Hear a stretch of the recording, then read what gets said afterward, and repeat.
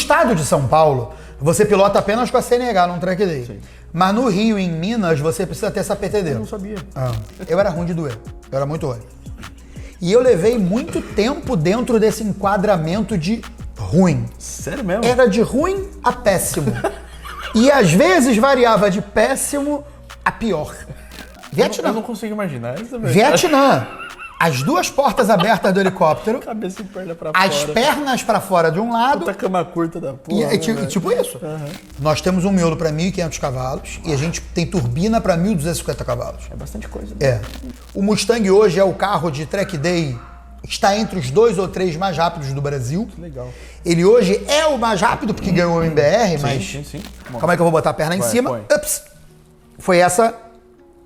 Foi esse desenho. Porra, na segunda prova da V8, então, você já tomou uma lembrança dessa. É. E ali minha carreira acabou.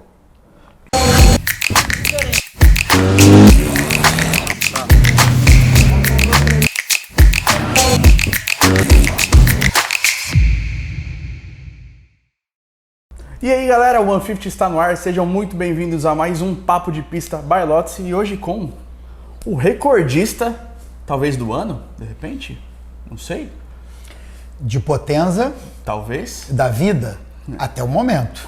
Até alguém ir lá e tomar. bater. Exatamente. Mas quando tomar, vai lá e toma de novo, né? Quando E vira tomar, a gente vai lá e ciclo vicioso. se esforça de novo. Se esforça o parafuso do Westgate, né? Tem aqui um... Não dá pra ver aí na Mas câmera. eu tenho imagem pra pôr de Tem? cobertura. Ah, Opa, tá bom. Vamos dizer que tem um recurso ali que dá bastante a movimento. gambiarra, né? É a famosa gambiarra. Sandrão, se apresenta. Muita gente talvez não te conheça, enfim. Se apresenta aí pra galera. Quem é Sandro Tanuri na fila do pão?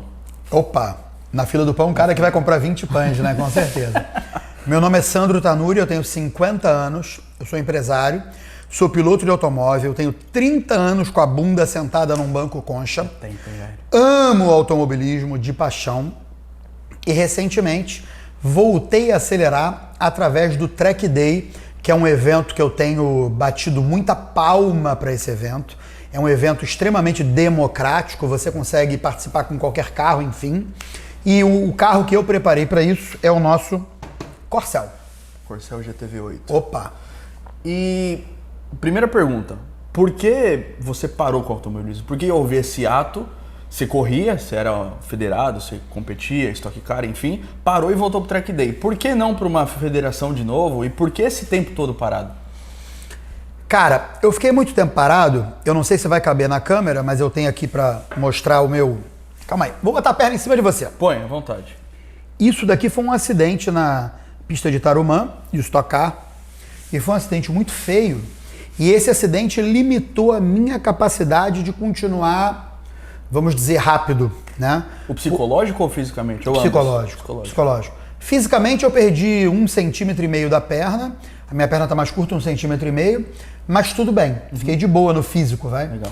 Mas no psicológico, tem certas coisas que você faz no modo automático. E se você chega numa curva e o teu cérebro, tua mente, não está disposta a se entregar para aquela curva na velocidade que requer, é melhor você parar. Sim. E eu observei isso, observei que eu não estava mais competitivo depois do acidente e parei durante um bom par de anos. E por que eu voltei no Track Day, né? O acidente não pode acontecer no Track Day? Claro que o acidente pode acontecer no Track Day. Mas o Track Day é uma parada mais relaxada. Eu vou quando eu posso, eu vou aonde eu posso. Não é um negócio comprometido com... Apesar de eu ter patrocinadores no carro, eu ter compromissos no carro, mas é um compromisso mais relaxado. Entendi. Então eu achei que para a fase da vida que eu tô, eu achei que era mais adequado. Funciona melhor. Né? Funciona bem melhor. É o que você falou, porque competir no automobilismo, você tem que estar lá independente, você está gripado com Covid ou passando mal, você tem que prestar conta para quem patrocina a equipe, para o seu chefe de equipe, enfim, para todo mundo. E não dá para deixar um carro sem ninguém numa prova, né? É impossível isso. Morto ou vivo, você precisa estar lá. Precisa estar lá. E no Track Day, o acordo que eu tenho com meus patrocinadores é algo mais relaxado. Legal. Eu vou a um número médio de eventos por ano. Entendi.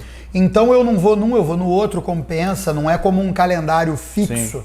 Então você se resguardou a isso desde o começo, né? Então você falou, se é para ter patrocínio, é para ser do meu jeito. Sim. Legal. Eu quero que seja algo relaxado. Sim. E as empresas que estão comigo toparam essa vibe de andar relaxado. Sim. E cara, tem sido maravilhoso. Maravilhoso. E como é que você começou lá atrás no automobilismo? Qual que foi o pontapé inicial? Eu nasci numa família de pessoas que não tinham a ver com automobilismo, né? Meu pai não tinha a ver, meu pai, minha mãe, meus tios, eu não tinha ninguém que tinha a ver. Mas eu sempre tive esse lance do desafio. Eu sempre gostei de ser desafiado. Tem aqui algo para ser desafiado, para ser cumprido, algo que é difícil, o meu interesse era grande. Sempre foi assim, desde moleque.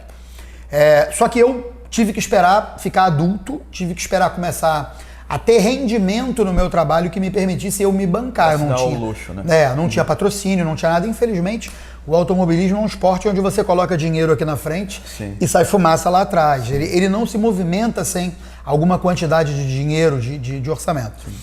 Então eu fui começar com 20 e tantos anos e tal. Foi relativamente tarde, né, pro automobilismo? Foi bem tarde.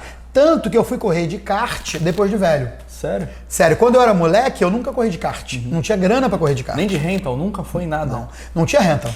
Ah, não existia na época. Não existia na época. Olha só, velho. Quando eu era garoto, não existia rental.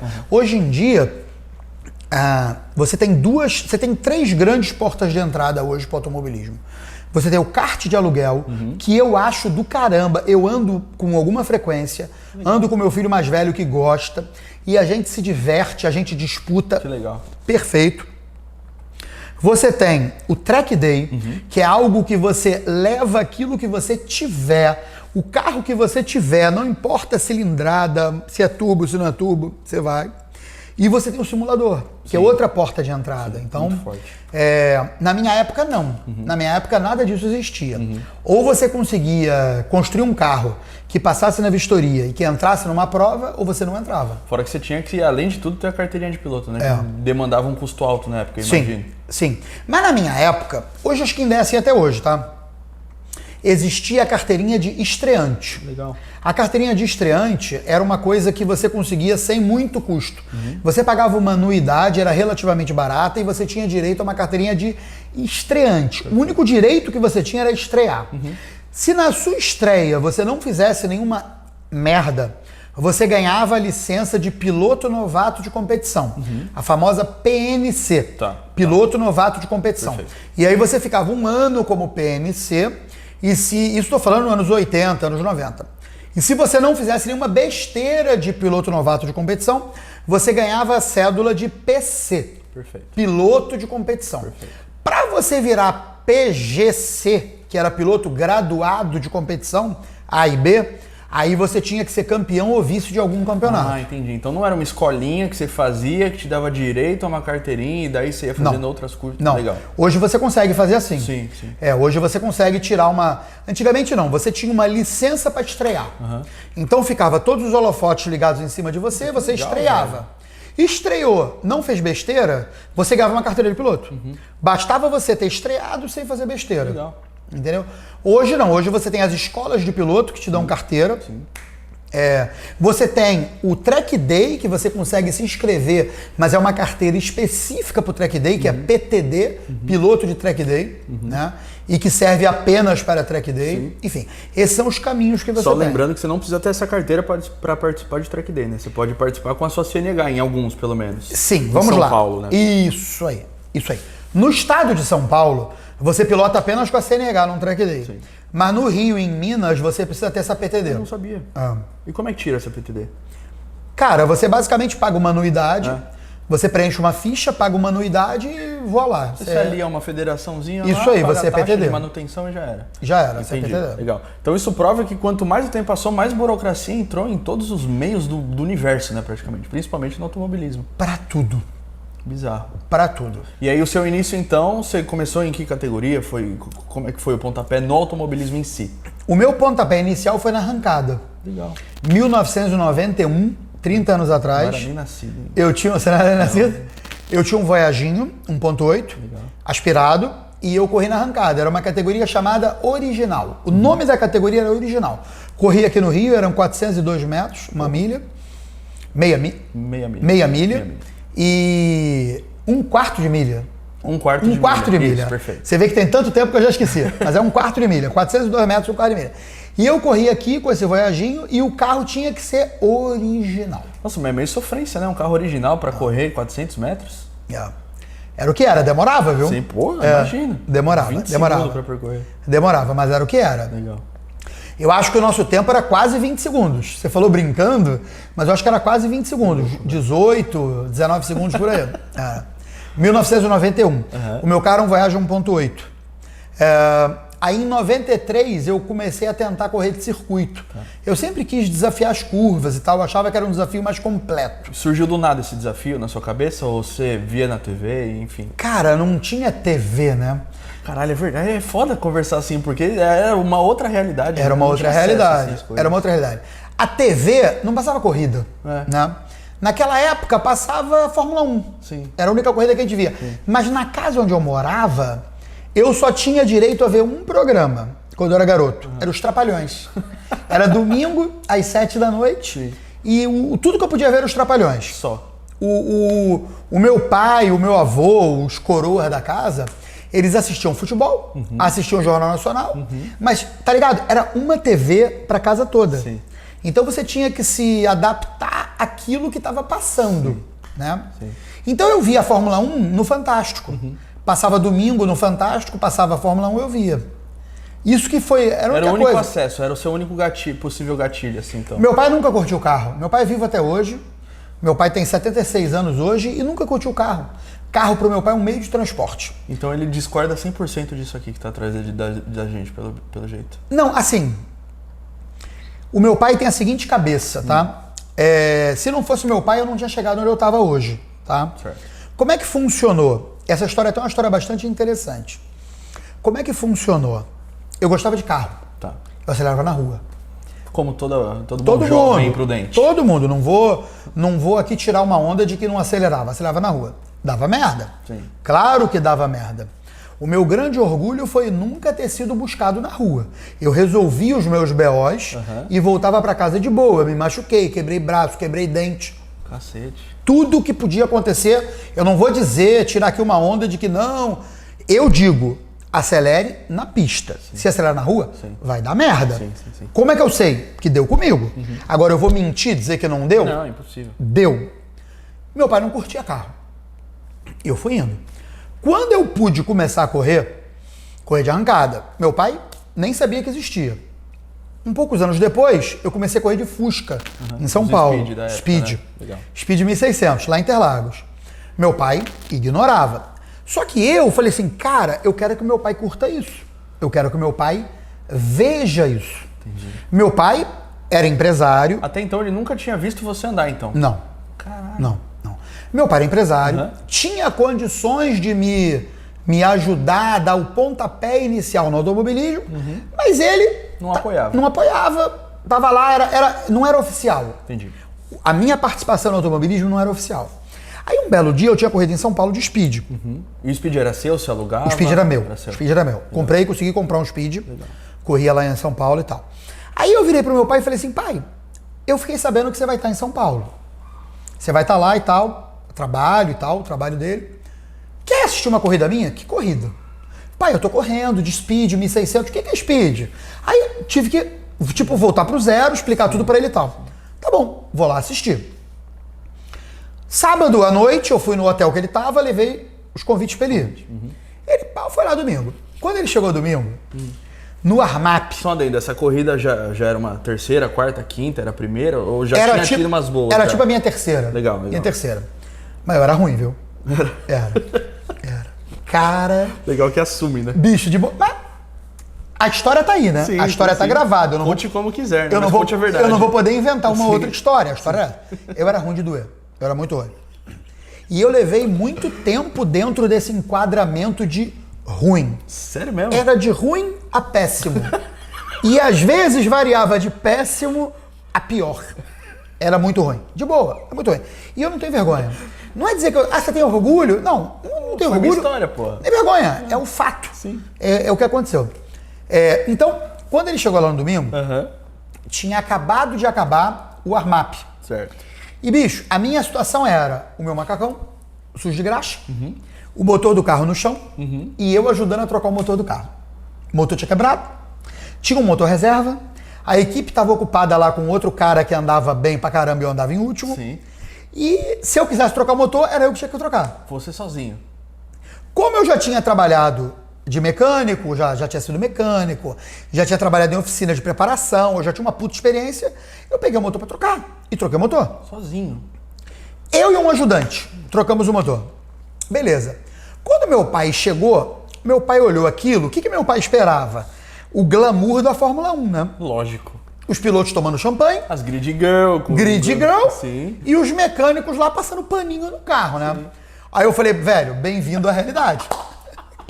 Sandrão lá com a chave 13 prendendo os coxinhos do Fusca. A realidade é essa aqui, Sim. bem-vindo à realidade. Larguei em 62º. Tinha carro no grid, hein? Tinha uns 70 carros. E Porra! eu largava de 60 pra lá. Larguei e tal, não sei o que, vim fazendo minha volta e tal. Na quarta volta, o motor reserva quebrou. Resolveu ir embora pra casa. Pediu as contas, Perfeito. Quebrou. E eu voltei pro box, tal, a pé, né, tal, longe pra caramba, sobe ladeira, desce É ladeira. porque a época que Interlagos tinha 7 km, né? Não. Ah, não? Já era Interlagos atual, Ah, 96. tá. Ah, legal. Isso foi em 96, já era Interlagos atual. Eu nunca andei no Interlagos antigo. Nunca. Era coisa pra outro nível de gente, tá? Tinha que ter umas bolas de ouro. Tinha que ter várias bolas de ouro, tá? Então, legal. Aí eu cheguei lá pro meu pai e virei pra ele com essa cara que eu vou fazer aqui agora e falei, cara, tu viu quantos caras eu passei na primeira volta? Aí meu pai olhou com aquela cara, tipo assim, como assim, né, cara? Tá feliz que você Foi quebrou o motor uma na quarta merda, volta, né? porra? Aí meu pai olhou, o carro parou.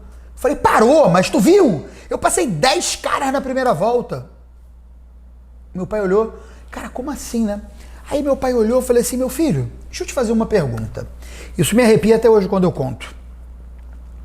Meu pai virou e falou assim, meu filho, deixa eu te fazer uma pergunta. Você não vai desistir dessa merda, não?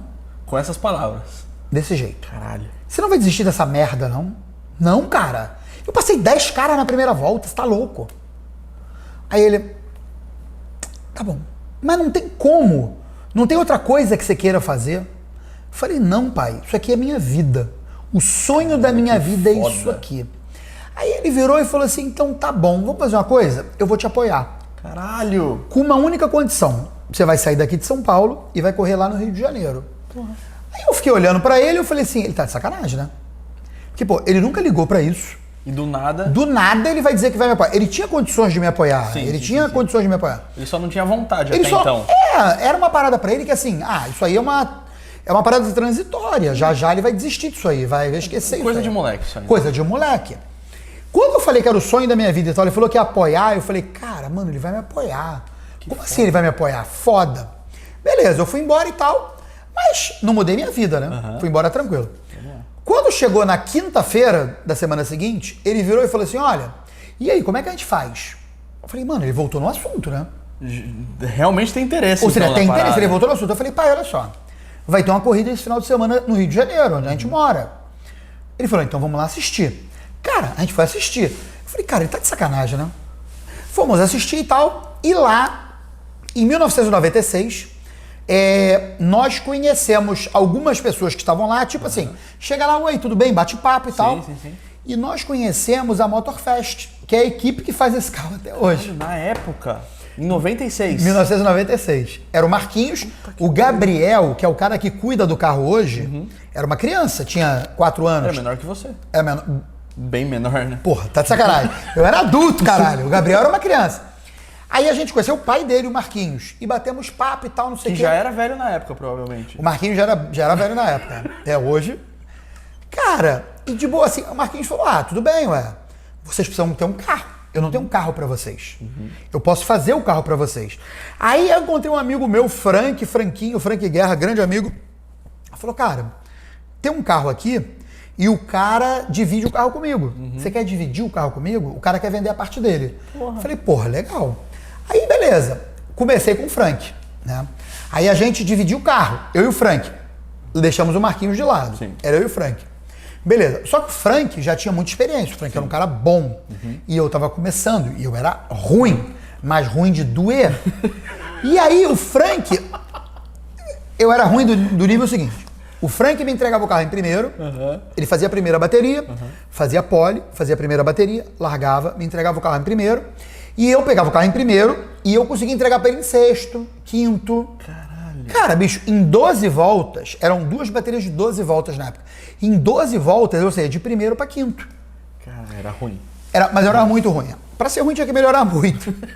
E aí chegou uma ocasião que o Frank foi e falou, cara, quer saber, eu vou tocar minha vida. Ele montou um carro pra ele, a gente desfez a sociedade. E aí meu pai lembrou, pô, o Frank que tava ajudando aí. Não tem mais o Frank? Vamos lá andar com o Marquinhos então. Aí eu comecei a andar com o Marquinhos, final. Entendi. Isso já foi final de 96. E aí comecei a andar com o Marquinhos. Pegamos aquele carro, o Marquinhos mexeu todo e tal. Cara, o Marquinhos dizia pra mim o seguinte, você precisa treinar.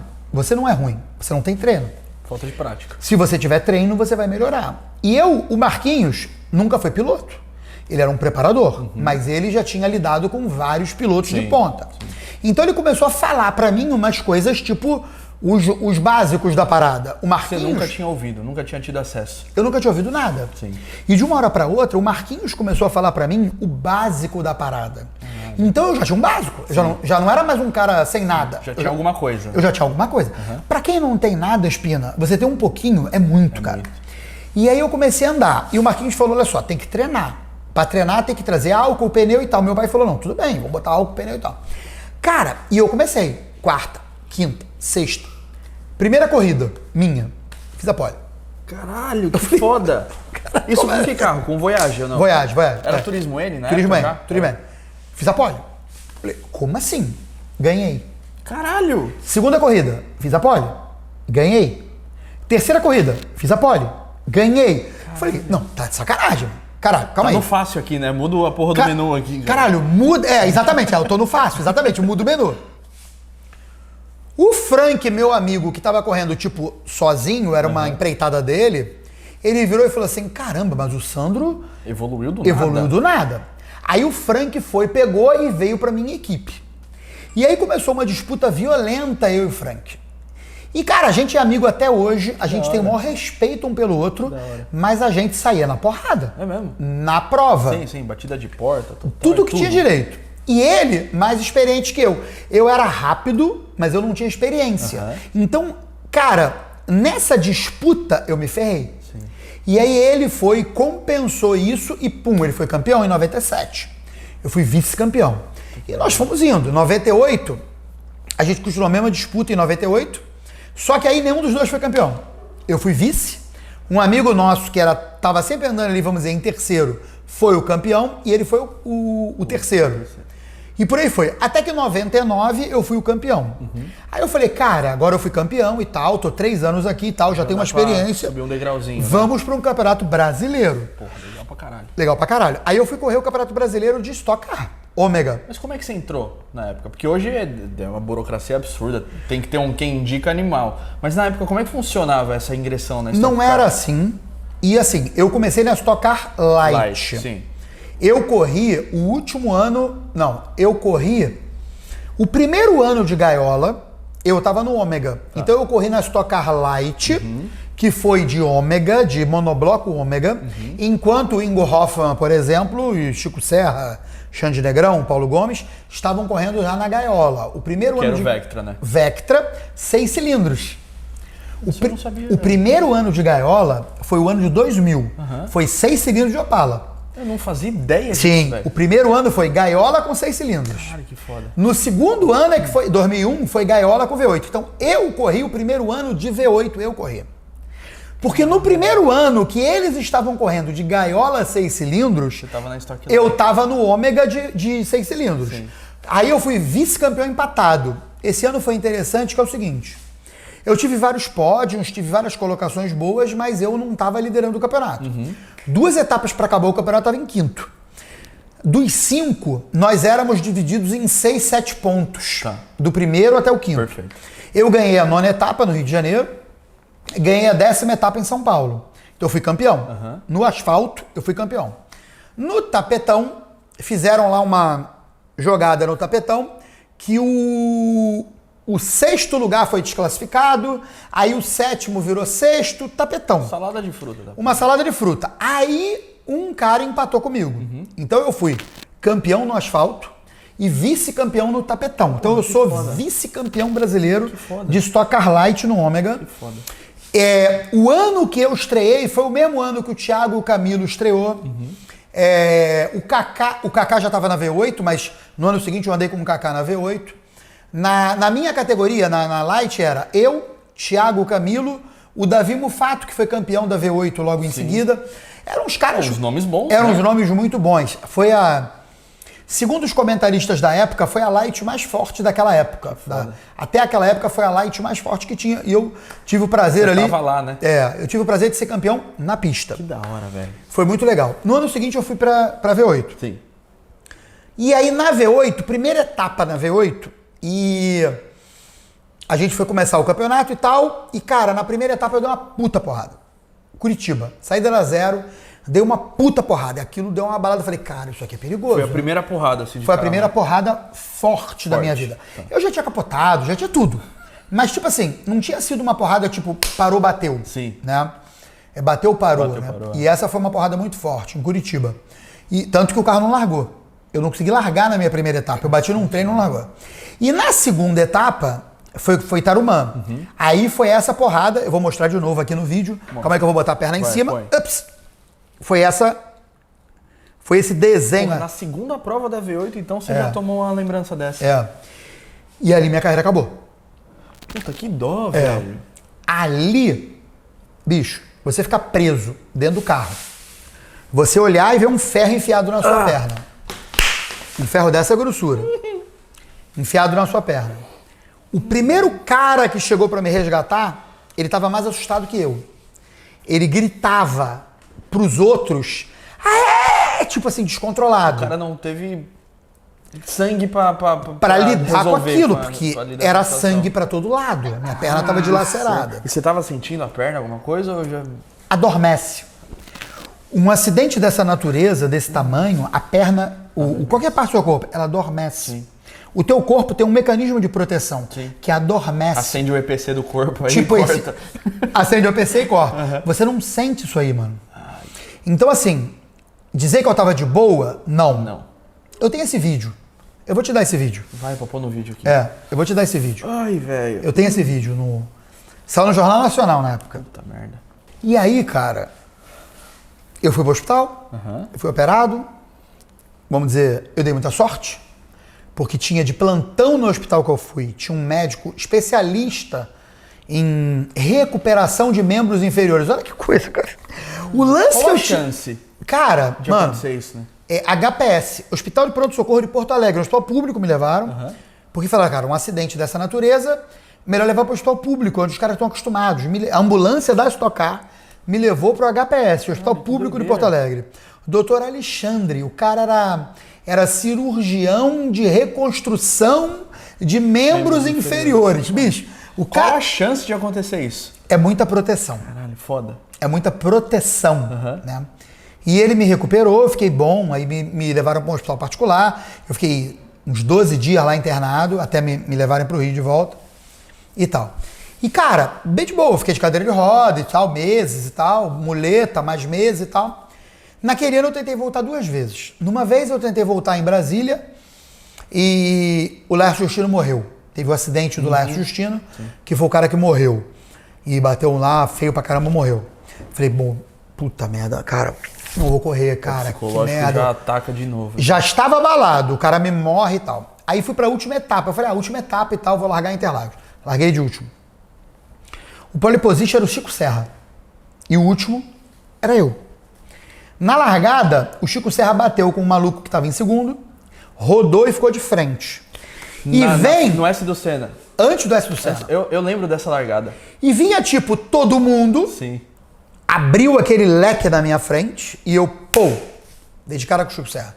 Então, assim, é uma coisa curiosa. O primeiro colocado bateu de frente com o último colocado, vai vendo, o primeiro colocado, de frente com o último colocado na largada.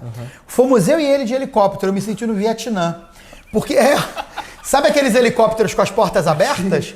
Nós fomos assim, eu e ele, porque para caber os dois no helicóptero, os dois foram atravessados. Então ficavam os pés para fora. Meu Deus do céu! Os pés para fora e as cabeças para Que fora. aventura da porra, velho. Eu e Chico Serra.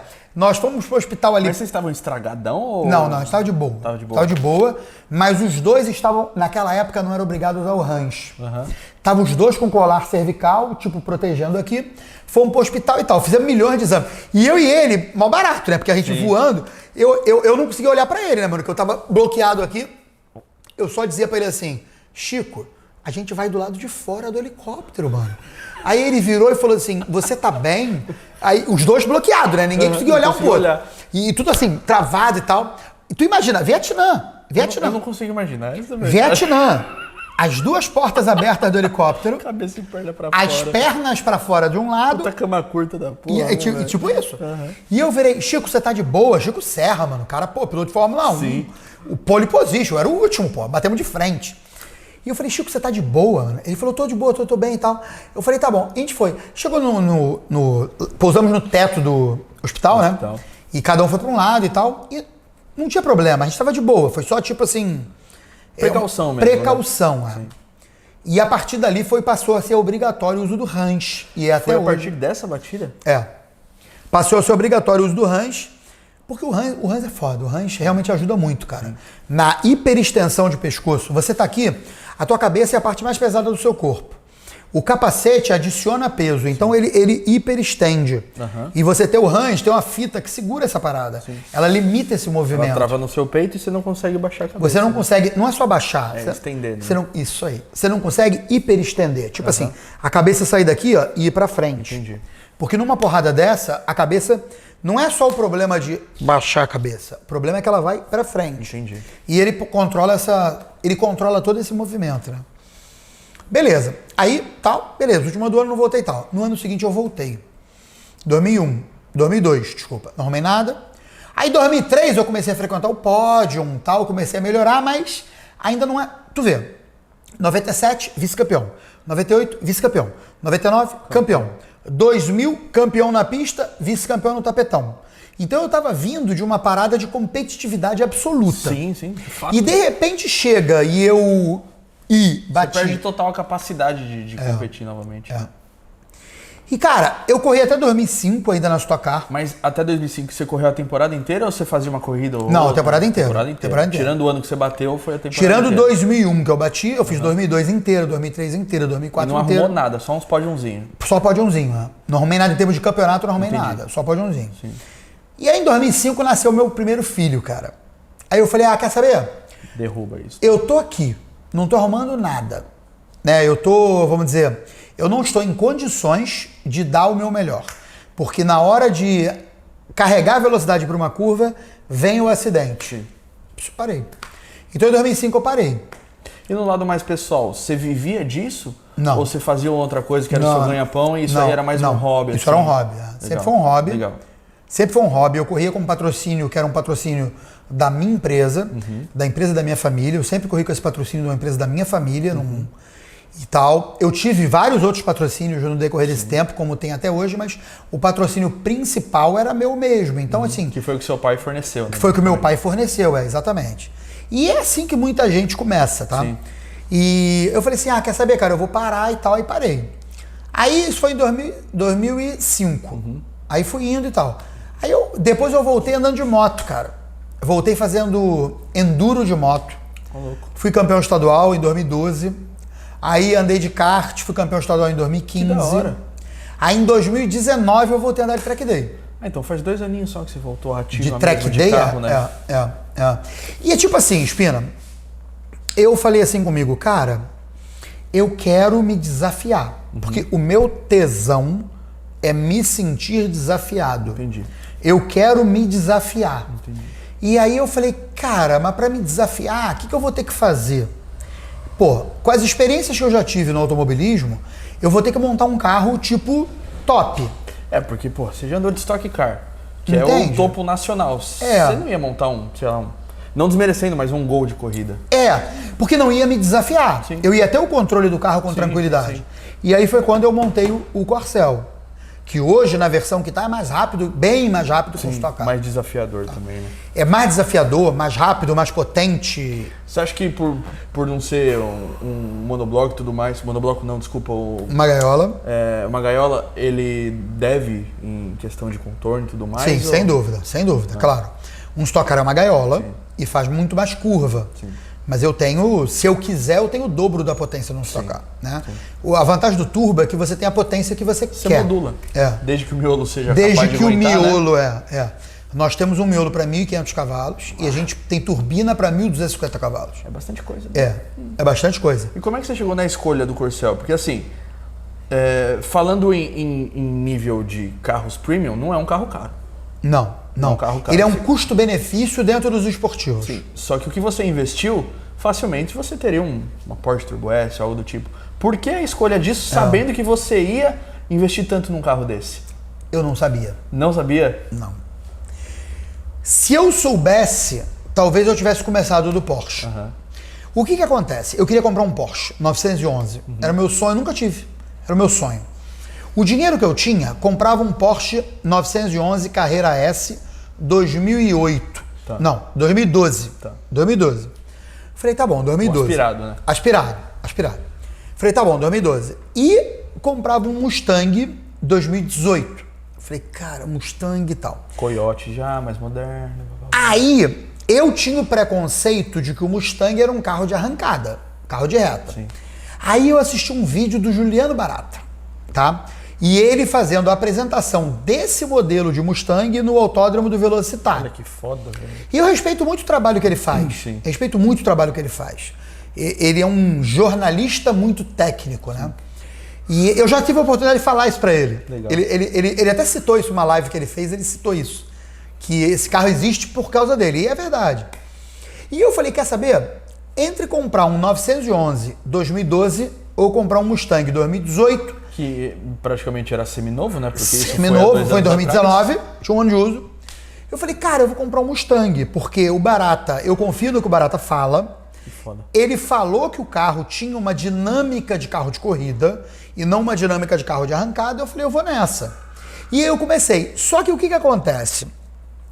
O meu tesão é fugir do óbvio. O Mustang não é o óbvio. O óbvio é um Audi R8, um Porsche 911, Sim. Evo. Um Evo. Esse é o óbvio. Sim. Então eu fugi do óbvio. Você vê que não tem outro, né? Sim. Até hoje não tem outro. Ninguém montou. Ninguém montou. Por quê? Porque os caras olham e eles lidam com o mesmo preconceito que eu lidei. Sim. Isso aqui é um carro de arrancada. E eu falei, cara, eu vou fazer isso daqui virar um carro de circuito, para fazer curva. E eu falei, cara, aí eu nunca tive a oportunidade de brincar com Barata, né? Ele vai assistir esse vídeo com certeza. E é o seguinte, olha a responsabilidade que o cara teve, né? Mas ele estava certo. A avaliação que ele fez do carro foi uma avaliação correta. E o carro, realmente, a Ford tinha dado ao carro uma dinâmica de curva impressionante. Finalmente, né? Finalmente.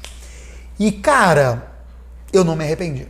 Hoje eu tenho um carro que as pessoas que me olham, muitas pessoas vieram, pô, Sandro, você entende de carro, mano. Tu comprou um Mustang pra andar no circuito. E aí, abre Vem aquele... um sorrisão, né? Tipo assim, tá vendo? Preconceituoso. Sim. Igual eu fui preconceituoso, Sim. ele foi preconceituoso. Sim. Enfim, muita água passou debaixo dessa ponte. O Mustang hoje é o carro de track day, está entre os 2 ou 3 mais rápidos do Brasil. Que legal. Ele hoje é o mais rápido porque ganhou o MBR, mas existem outros carros que a gente sabe que são rápidos. De track day, importante. De track day, de track day, claro. E ele tá nessa vibe, mas é um carro que vira mais rápido que a Stock Car, né? Sim. Claro, tem o dobro, se o Panda quiser. Se o Panda quiser. Se o Panda permitir, que é o nosso Tanner, né? Ele tem o dobro da potência no Stock Car, então ele pode virar muito mais rápido que um Stock Car. Sim. Mas, cara, o orgulho que me deu foi pegar o patinho feio E transformar nisso. Né? e transformar nisso. E deu trabalho, viu? Sim. O carro pegou fogo, o carro quebrou de novo, quebrou mais uma vez, quebrou em cima, quebrou embaixo. E hoje a gente chegou numa receita que é uma receita vitoriosa. Sim. Né? O carro andou bem no MBR, que é um desafio, 3 dias de evento. Coisa pra cacete. É um desafio. o carro andou muito bem e não tivemos nenhum problema, ganhamos com uma folga assim absurda. E agora vamos embora, vamos andar em outras pistas, vamos ver o que acontece. Sim. Óbvio, eu não vou fazer essa pergunta porque é impossível você dizer que o projeto não terminou. O projeto nunca termina. Mas se você pudesse nomear 3 modificações que você precisa fazer nesse carro para, sei lá, fazer um Open Paulista, para não andar só 1, 2, 3 voltas rápidas, conseguir fazer uma prova, quais seriam essas modificações? Quais vão ser, né, na verdade? Porque com certeza vai fazer. Com certeza. Tudo tem seu tempo, né? A gente tem que ir devagar, mas tudo tem seu tempo. Quando o carro era aspirado, o carro andava Open Paulista. A gente correu, nós somos o líder na categoria Open Paulista, né? A gente ganhou todas as corridas que a gente participou e tal, e o carro completava a corrida com tranquilidade. Quando a gente botou o turbo, o intercooler é muito grande, está na frente do radiador e deu esse... Então a primeira coisa que a gente precisa fazer é restaurar a capacidade do carro de completar uma corrida. Perfeito. Essa é a primeira coisa. Perfeito. E a segunda coisa que a gente tem que fazer, a segunda e a terceira estão no chão do carro. A segunda é conseguir voltar a ter tração no carro. Porque com a potência que a gente tem, a gente perdeu tração. E a terceira é conseguir ter frente. Nas curvas de baixa, o nosso problema é falta de tração. E nas curvas de alta, o nosso problema é falta de frente. A frente derrapa espalha. E a gente tem que tirar o pé para poder voltar a acelerar de novo. Legal. Então, são planos teoricamente simples, né? Nenhuma modificação absurda, igual colocar essa gambiarra gigante que você colocou aí. E o que você espera para o carro no próximo ano? Um 8º MBR, um Open Paulista? Você tem algum planejamento ou você vai sem pressão, relaxado do jeito que der? Nesse ano, a gente quer correr na Open Paulista, terminar o campeonato. Esse ano ainda? Sim, esse Legal. ano. A gente quer terminar o campeonato da Open Paulista, Maravilha. Nós estamos liderando a nossa categoria, a gente quer terminar. A gente quer correr em Goiânia, nós vamos fazer uma etapa Que legal. em Goiânia do Pista e Amigos, que são os mesmos organizadores do MBR. Um grande abraço pro Kiko, inclusive, né? Kiko nota 1000. Sensacional. E depois a gente quer fazer a despedida do Autódromo de Curitiba. Infelizmente ele tá para fechar. Sim. E a gente tem uma data já marcada no dia 8 de dezembro para fazer a despedida do Autódromo de Curitiba. Legal. Boa. São planos honestos e simbólicos. Sim. Maravilha. Sandrão, muito obrigado, cara. Valeu, mano. Queria que você deixasse um recado pra galera que tá assistindo aí, um recado pessoal enfim, aquele clichê motivacional, sabe? Pra quem não consegue ingressar ou tem um medo, enfim, mas que o sonho é fazer o que você fez e não tem um apoio da família, de grana, enfim. O que você diz pra essa galera aí? Galera, é o seguinte, vocês têm hoje uma ferramenta que eu não tive quando eu comecei, que é o Track Day. Você tem um carro, às vezes um carro que você usa no dia a dia, às vezes 1.0, não tem turbo, não tem nada.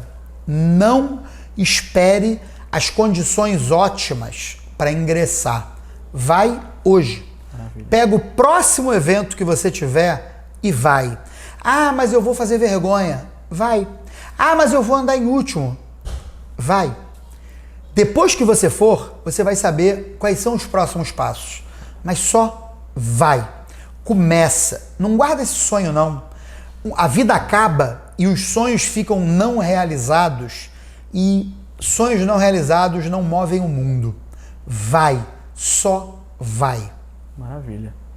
Com essa eu só quero deixar um recado para vocês. No card aqui em cima tá um filme chamado Breaking Records, que é o filme que a gente capturou no MBR, que foi basicamente a quebra de recorde. Você virou... Conta rapidinho a história do tempo. O quanto ele representa para você. Nós viramos em Potenza, no 7º MBR, 28.971. O número do carro é 71. Por quê? Porque eu nasci em 1971. Foi quando começou a minha existência aqui nessa terra. Então, é uma feliz coincidência. Foi o recorde da pista, foi a vitória. Não tinha como estar mais feliz do que isso. É isso. Então, se você está curioso, clica no card, assiste o filme, tem 1 hora e tanto lá para você se deliciar, pega pipoca, cervejinha, amendoim. E é isso aí. Sandrão, mais uma vez, muito obrigado por receber a gente aqui nessa oficina do Corcelzão. Então é isso. Muito obrigado a Lotse por patrocinar esse quadro tão legal aqui que vai ao ar nos últimos domingos do seu mês. Nesse caso aqui é o primeiro domingo do seu mês. Mas enfim, muito obrigado mais uma vez. Tamo juntão. Valeu, galera. Falou. 150 é nóis. Fui!